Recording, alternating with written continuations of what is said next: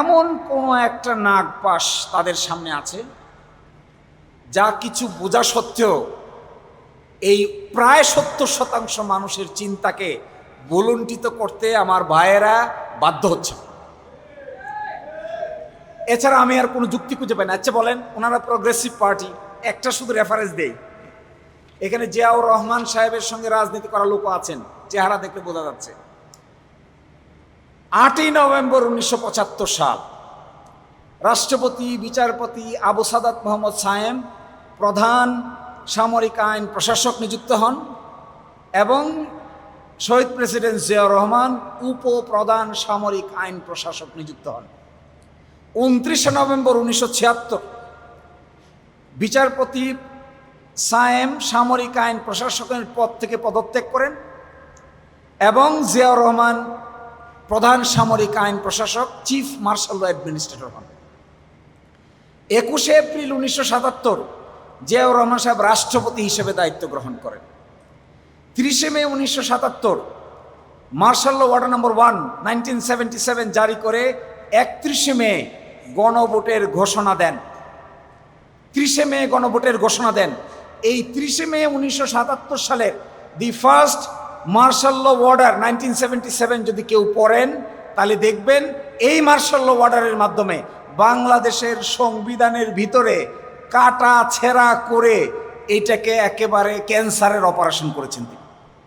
Absolute faith in the trust almighty Allah কোথা থেকে আসলো? বিসমিল্লাহির রহমানির রহিম কোথা থেকে আসলো? মৌলিক নীতিতে পরিবর্তন কোথা থেকে আসলো? এগুলো সব কিন্তু মার্শাল ল অর্ডার দিয়ে করা। এরপরে দেখেন 1 সেপ্টেম্বর 78 জিয়াউর রহমান সাহেব বাংলাদেশ জাতীয়তাবাদী দল গঠন করেন। খুব ডেমোক্রেসির কথা তো বলেন, এখনো বলতেছেন, ভালো কথা, উই অ্যাপ্রিসিয়েট ইউ। কিন্তু জন্ম তো নিয়েছেন একটা মার্শাল লয়ের গর্ভ থেকে, এগুলো ভুলে গেলে তো কাজ হবে না। সংবিধানের যে দোহাই এখন দেখাচ্ছেন, আপনাদের জন্ম তো সাংবিধানিকভাবে নয়। স্পষ্ট করে যদি বলতে হয়, একটা নেসেসিটির কারণে স্পেশাল সার্কামস্টেন্সেসে বিএনপির জন্ম হয়েছে ক্ষমতায় থাকা অবস্থায়, এবং সেটা হয়েছে 1 সেপ্টেম্বর 78। 1978 সালে দ্য প্রেসিডেন্সিয়াল ইলেকশন অর্ডার 1978, 3রা জুন 1978 রাষ্ট্রপতি নির্বাচনে জিয়াউর রহমান বনাম জেনারেল অবসরপ্রাপ্ত এমএজি ওসমানী অংশগ্রহণ করেন। জিয়াউর রহমান সাহেব বিজয়ী হন। 18 ফেব্রুয়ারি 1979 সামরিক আইনের অধীনে জাতীয় সংসদ নির্বাচন অনুষ্ঠিত হয়। আর্টিকেল 123-এ নির্বাচন হওয়ার কি পদ্ধতির কথা বলা আছে? 123-3 সংসদ সদস্যদের সাধারণ নির্বাচন অনুষ্ঠিত হইবে মেয়াদ অবসানের কারণে সংসদ ভাঙ্গিয়া যাওয়ার ক্ষেত্রে ভাঙ্গিয়া যাওয়ার পূর্ববর্তী 90 দিনের মধ্যে। তাহলে আমাদের সংসদ মেয়াদ অবসানের কারণে ভাঙে নাই, আমাদের সংসদ ভেঙেছে হলো একটা স্পেশাল সার্কামস্টেন্সেসে আগস্ট মাসের 6 তারিখে। তাহলে এটা প্রযোজ্য না। মেয়াদ অবসান ব্যতীত অন্য কোনো কারণে আমাদের সংসদ ভেঙেছে, অন্য কোনো কারণে, অবসানের কারণে না, অন্য কোনো কারণে সংসদ ভাঙ্গিয়া যাইবার ক্ষেত্রে ভাঙ্গিয়া যাইবার পরবর্তী 90 দিনের মধ্যে। তাহলে এখনকার সিচুয়েশনটাকে যদি আমরা সংসদ ভাঙ্গিয়া যাওয়ার মেয়াদ উত্তীর্ণ ছাড়া অন্য কোনো কারণে ভাঙে, আমরা ধরে নিলাম অন্য কোনো কারণে ভেঙেছে। তো অন্য কোনো কারণে ভাঙলে নির্বাচন হওয়ার কথা ছিল 6 আগস্ট, ভেঙেছে 6 সেপ্টেম্বর, 6 অক্টোবর, 6 নভেম্বর, কিন্তু নির্বাচন তো হয় নাই। তাহলে বোঝা গেল 123 অনুচ্ছেদের সাব অনুচ্ছেদ 3 বর্তমান নির্বাচন অনুষ্ঠান করার ক্ষেত্রে আমাদেরকে কোনোভাবে সাহায্য করে না। তাহলে সাহায্য করে কি জিনিস? এই সাহায্য করে না দেখেই এই জুলাই জাতীয় সনদ বাস্তবায়ন আদেশের প্রয়োজন হয়েছে। আরও কয়েকটা জায়গায় কিন্তু সাহায্য করে নাই। 1 নম্বর সাহায্য করে নাই অ্যাটর্নি জেনারেলের নিয়োগ। অ্যাটর্নি জেনারেলের নিয়োগ হয়েছে আপনারা দেখবেন 6 তারিখ রাতে। তো 6 তারিখ রাতে অ্যাটর্নি জেনারেল হলো কি করে? কারণ 6 তারিখ রাতের বেলা তো প্রাইম মিনিস্টার নাই, প্রেসিডেন্ট সরকার নাই, প্রেসিডেন্ট সাহেব তাকে নিয়োগ দিয়েছেন। ওনার নিয়োগটা দেখলে দেখবেন যে উনি যে প্রধানমন্ত্রীর অ্যাডভাইস পায় তাকে নিয়োগ দিয়েছেন এই মর্মে কিছু নাই। তাহলে আমাদের অ্যাটর্নি জেনারেল কিভাবে নিয়োগ হলো? দ্বিতীয় বড় প্রশ্ন, 6 তারিখে পার্লামেন্ট ভেঙে দিল, কিভাবে ভাঙলো? পার্লামেন্ট তো ভাঙতে পারে না, প্রেসিডেন্ট কি করে পার্লামেন্ট ভাঙবে? পার্লামেন্ট ভাঙার নিয়ম হলো অবশ্যই প্রধানমন্ত্রীর লিখিত অ্যাডভাইস পাইতে হবে পার্লামেন্ট ভাঙতে গেলে। তো প্রধানমন্ত্রী তো নাই, লিখিত অ্যাডভাইস দিবে কে? পরবর্তী বড় প্রশ্ন, যে অন্তর্বর্তীকালীন সরকারের কথা বলা হচ্ছে, এটাও সংবিধানে কনসেপ্ট নাই। যে শপথটা নেওয়া হয়েছে এরকম কোনো শপথই আপনারা সংবিধানে দেখতে পাবেন না। আগে যখন কেয়ারটেকার গভর্নমেন্টের কনসেপ্ট ছিল 15th অ্যামেন্ডমেন্টের আগে, তখন সংবিধানের পিছন দিয়ে চিফ অ্যাডভাইজার এবং অ্যাডভাইজারের শপথ নামে একটা শিডিউল ছিল। কিন্তু 15th সংশোধনীর মাধ্যমে এটা বাতিল হয়ে যাওয়ার পরে ওই শপথের পাঠটুকু বাতিল হয়ে যায়। তাহলে শপথটা কি করে নিলেন? ওনারা বলছেন যে ধরে নেওয়া হচ্ছে আগের চিফ অ্যাডভাইজার যে শপথটা নিতেন ওই শপথটাকে এসিউম করে আমাদের প্রফেসর মোহাম্মদ ইউনুসকে ওই এসিউম শপথ দিয়েছেন। এসিউম শপথ অ্যাডভাইজারদেরকে এভাবে দিয়েছেন। এই প্রশ্নটা ওনারা বলছেন 106 অনুচ্ছেদ অনুযায়ী সুপ্রিম কোর্টকে জিজ্ঞাসা করেছেন, একটা মতামত নিয়েছেন, মতামত নিয়ে এই কাজ করেছেন। এই মতামতটা সুপ্রিম কোর্টে চ্যালেঞ্জ হয়েছে। একজন রিট পিটিশন করেছিলেন senior advocate mister Mohsin Rashid. High court ডিভিশনে শুনানি হওয়ার পরে হাইকোর্ট ডিভিশন রায় দিয়েছে সামারিলি রিজেক্ট করে। ওখানে প্রশ্ন উঠেছিল সরকারের সোর্স কি। হাইকোর্ট বলেছে সরকারের সোর্স হলো দুইটা। 1 নম্বর সোর্স হলো উইল অফ দ্য পিপল, আর তার সোর্স হলো আর্টিকেল 7, আর 2 নম্বর সোর্স হলো 106 এর মতামত। এর বিরুদ্ধে তিনি সিপি ফাইল করেছেন সুপ্রিম কোর্টে, আপিল। সুপ্রিম কোর্ট ওই আপিল ডিসমিস করে দিয়েছে। ডিসমিস করে দিয়ে বলেছে হাইকোর্ট যে কথা বলেছেন এটাই সঠিক। তা যদি হয় তাহলে এই সরকারের মূল উৎস কি? মূল উৎস দাঁড়াচ্ছে will of the people. Will of the পিপলের মধ্যে তো 123-এর নির্বাচন নাই। উইল অফ দ্য পিপলের মধ্যে তো বর্তমান 12ই মার্চের নির্বাচন নাই। উইল অফ দ্য পিপলের মধ্যে 123-এর সাব আর্টিকেল 3-এর কোনো অপারেশন নাই। এবং 54টা আর্টিকেল আমি আপনাদেরকে হিসাব করে দেখাতে পারবো। 54টা আর্টিকেল 153টার ভিতরে কোনো কার্যকারিতা নেই। যেহেতু প্রাইম মিনিস্টার নাই, সংসদ নাই, স্পিকার নাই, কোনো কার্যকারিতা নেই, এগুলোর কোনো অপারেশন নেই, এগুলোর কোনো ইফেক্টিভিটি নাই। Nothing is effective. এই আর্টিকেলগুলোতে কোনো কার্যকারিতা কেউ দেখতে পাচ্ছেন না। এই ব্যাপারে 2টা আর্গুমেন্ট করেছেন কেউ কেউ বলেছেন যে এই কার্যকারিতা না থাকার অর্থ হলো ডরমেন্ট, আর কেউ কেউ বলছেন এই ডরমেন্ট থাকার অর্থ হলো ইনঅপারেটিভ। তাহলে এই ইনঅপারেশন যেখানে থাকে সেখানে সমাধান কি? এই সমাধানটা বের করার জন্য এই জুলাই জাতীয় সনদ বাস্তবায়ন আদেশ দেওয়া হয়েছে। দেখেন কিভাবে দেওয়া হয়েছে। এর শুরুতেই বলা হয়েছে সেহেতু 2024 সালের জুলাই আগস্টে সংগঠিত ছাত্র জনতার সফল গণ অভ্যুত্থানের মাধ্যমে প্রকাশিত জনগণের সার্বভৌম ক্ষমতা ও অভিপ্রায়ের ভিত্তিতে এবং অন্তর্বর্তীকালীন সরকারের পরামর্শক্রমে রাষ্ট্রপতি এই আদেশ জারি করেন। তাহলে এই আদেশের ভিত্তিটা কি? জনগণের সার্বভৌম ক্ষমতা ও অভিপ্রায়ের ভিত্তি। আর আরেকটা কি? এখন প্রশ্ন, সংবিধান কাজ করছে না, পার্লামেন্ট নাই, প্রাইম মিনিস্টার নাই, জনগণের সার্বভৌম ক্ষমতা আছে নাকি? এই একটা বিরাট প্রশ্ন। এই প্রশ্নের জবাব দিয়েছেন হলো আমাদের সুপ্রিম কোর্ট কেয়ারটেকার গভর্নমেন্টের রিভিউয়ের মামলায়। এই মাত্র 1 সপ্তাহ আগে এটা প্রকাশিত হয়েছে। এখানে আমাদের সুপ্রিম কোর্টের চিফ জাস্টিস রেফাত আহমেদ সাহেব ব্যাখ্যা করেছেন যে আমরা একসময় কেয়ারটেকার গভর্নমেন্টের সিদ্ধান্ত নিয়েছিলাম যেটা সংবিধানে ছিল না, যার প্রধান ছিলেন শাহাবুদ্দিন আহমেদ, কিন্তু ওই বিধিটা সংবিধানে ছিল না। এইভাবে শাহাবুদ্দিন আহমেদ প্রধান হইতে পারেন না। কিন্তু কিভাবে হলো? 3 জোটের রূপরেখায় হলো। 3 জোটের রূপরেখাটা তিনি আলোচনা করে বলেছেন যে যেখানে সংবিধান ইনঅপারেটিভ, সংবিধান কাজ করে না, সংবিধানের ভিতরে সমাধান নাই, বিধান নাই।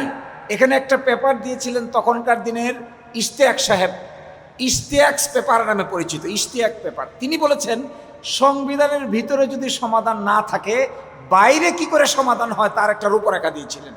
এই রূপরেখা ছিল 3 জোটের রূপরেখা।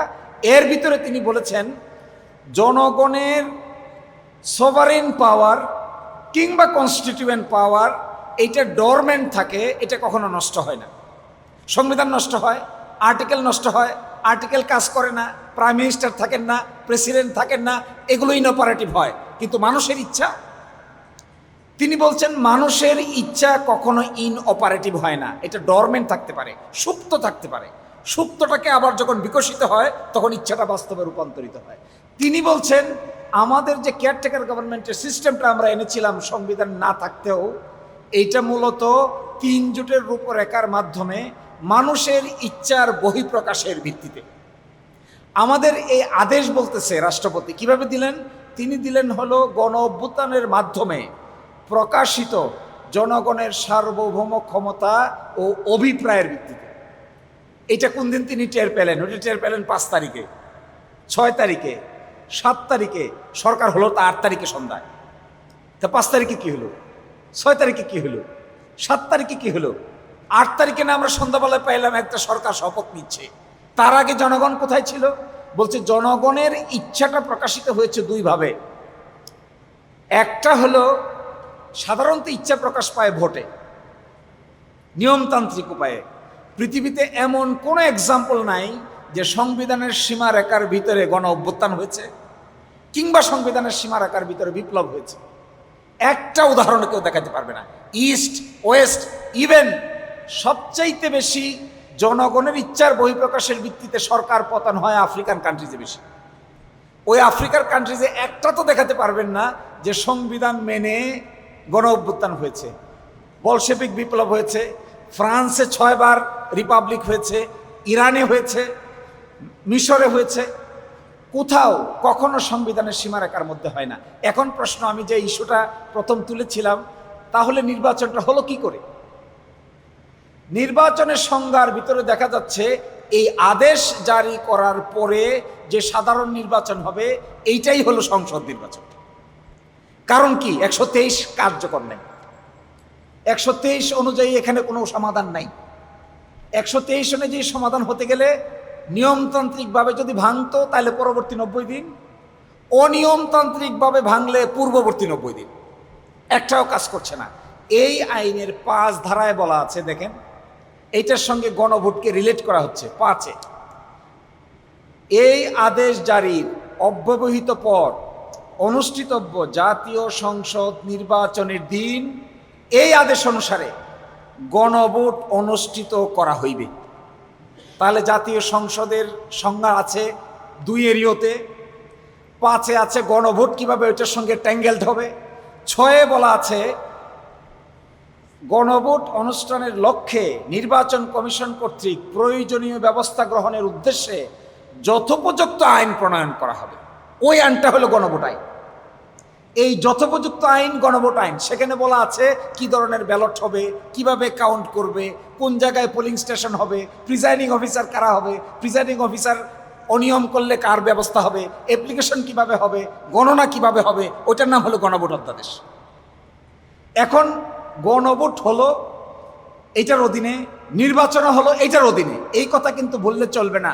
নির্বাচন কিন্তু এই আদেশ বাকি রেখে কোনো নির্বাচনের কল্পনা করা যাবে না। এই আদেশের বাইরে গিয়া বাংলাদেশের জাতীয় নির্বাচনও হয় নাই, গণভোটও হয় নাই। এখন বলা হলো সাথে গণভোট উপস্থাপিত প্রশ্নের উত্তরে প্রদত্ত সংখ্যাগরিষ্ঠ ভোট হ্যাঁ সূচক হলে কি হবে, না সূচক হলে কি হবে তা এখানে বলা নাই। হ্যাঁ সূচক হলে কি হবে তা বলা আছে। হ্যাঁ সূচক হলে কি হবে? নির্বাচিত প্রতিনিধিদের সমন্বয়ে একটি সংবিধান সংস্কার পরিষদ গঠিত হইবে এবং সংবিধান সংস্কার বিষয়ে সকল ক্ষমতা প্রয়োগ করিতে পারিবে। তাহলে হ্যাঁ সূচক ভোট হয়েছে, অধিকাংশ সংখ্যাগরিষ্ঠ হয়েছে। পরবর্তী পদক্ষেপ হওয়া উচিত ছিল একটি সংবিধান সংস্কার পরিষদ গঠন। এই সংবিধান সংস্কার পরিষদ 180 দিন কাজ করবে। 180 দিনের পরে অটোমেটিক বিলুপ্ত হয়ে যাবে। এবং এটা শপথ কি করে হবে?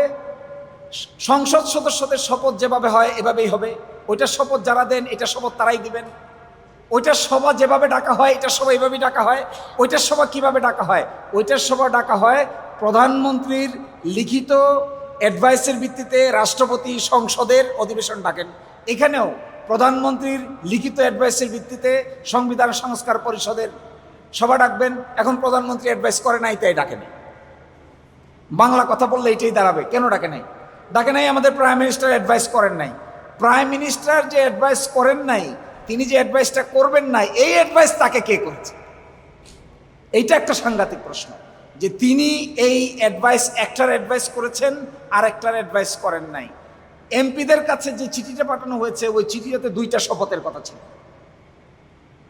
এখন তিনি বলেছেন, আমাদের সালাউদ্দিন সাহেব বলেছেন যে যিনি এই শপথ পেপারটা সাপ্লাই করেছেন তিনিও অসাংবিধানিক কাজ করেছেন। আচ্ছা, তিনি যদি অসাংবিধানিক কাজ করেন, এই আইন আপনি ভায়োলেট করে মেজরিটি পাওয়ার পরে প্রথম দিন কি ভায়োলেশন হয়েছে? সংবিধান সংস্কার সভার শপথ আপনারা নেন নাই। এখন নেন নাই, একদিনে 2টা নির্বাচন, এই আইন হলো নির্বাচনের ভিত্তি। এক অংশ মানছেন আর এক অংশ মানছেন না, তাহলে আপনাদের একটা শপথ ভ্যালিড আর একটা শপথ ইনভ্যালিড আপনাদের আর্গুমেন্টে।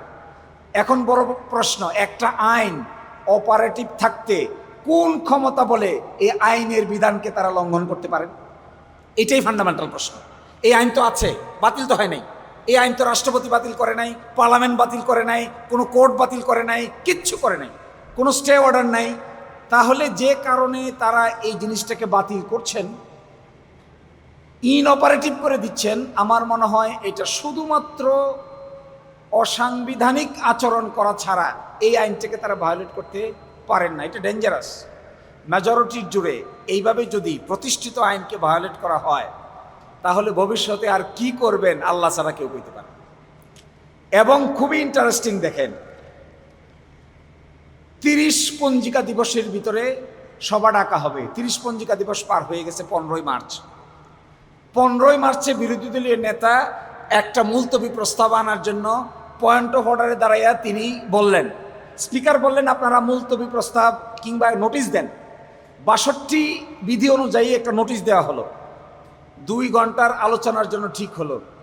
আলোচনা করে টকটা আউট হলো। বাংলাদেশের ইতিহাসে এই মনে হয় প্রথম সরকার দলের পক্ষ থেকে আরেকটা মুলতবি প্রস্তাব আনা হয়েছে। সেখানে তারা বলছেন, আমি দেখলাম নোটিশটা, নোটিশের মধ্যে তারা বলছেন জুলাই জাতীয় সনদ বাস্তবায়ন কিভাবে করা হবে এই মর্মে সরকারি দল পার্লামেন্টের সকল আলোচনা বাদ দিয়ে এটা আলোচনা করতে চায়।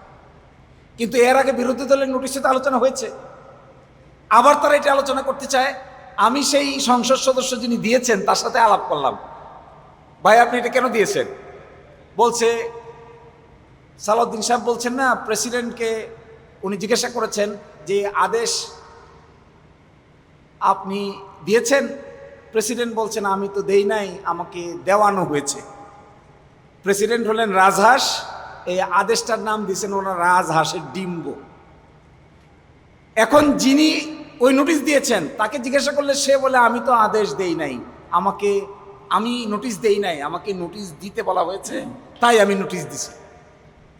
এই নোটিশে কি আলোচনা করছেন দেখেন, কি ধরনের প্রতারণা।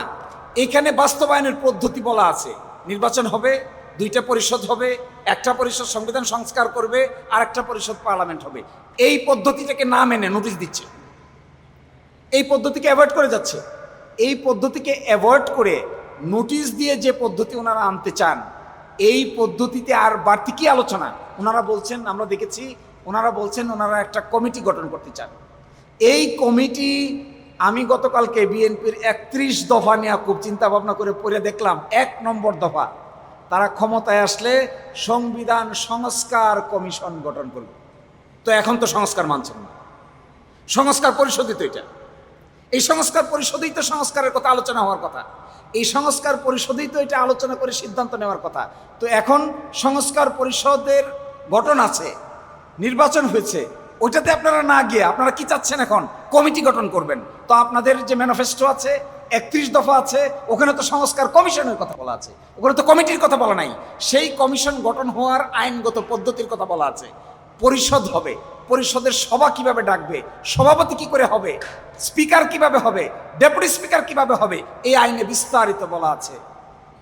আইনও কার্যকর, আইনও মানেন না, যুক্তিও মানেন না। আমার ধারণা, আমি আর লম্বা করছি না, আমার ধারণা এমন কোনো একটা নাগপাশ তাদের সামনে আছে যা কিছু বোঝা সত্ত্বেও এই প্রায় 70% মানুষের চিন্তাকে বুলুণ্ঠিত করতে আমার ভাইয়েরা বাধ্য হচ্ছে।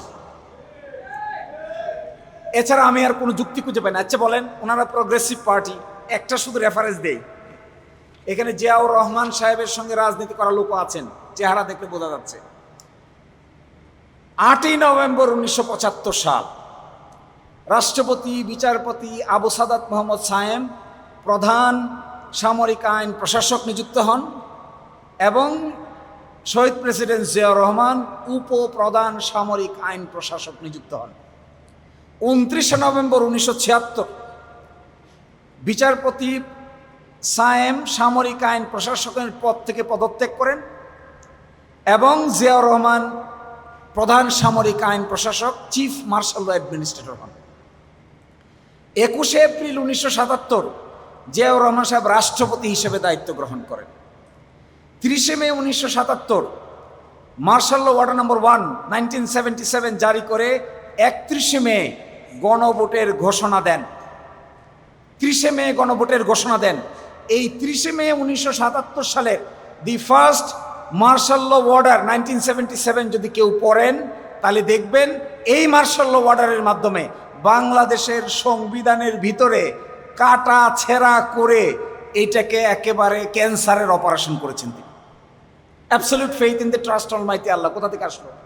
বিসমিল্লাহির রহমানির রহিম কোথা থেকে আসলো? মৌলিক নীতিতে পরিবর্তন কোথা থেকে আসলো? এগুলো সব কিন্তু মার্শাল ল অর্ডার দিয়ে করা।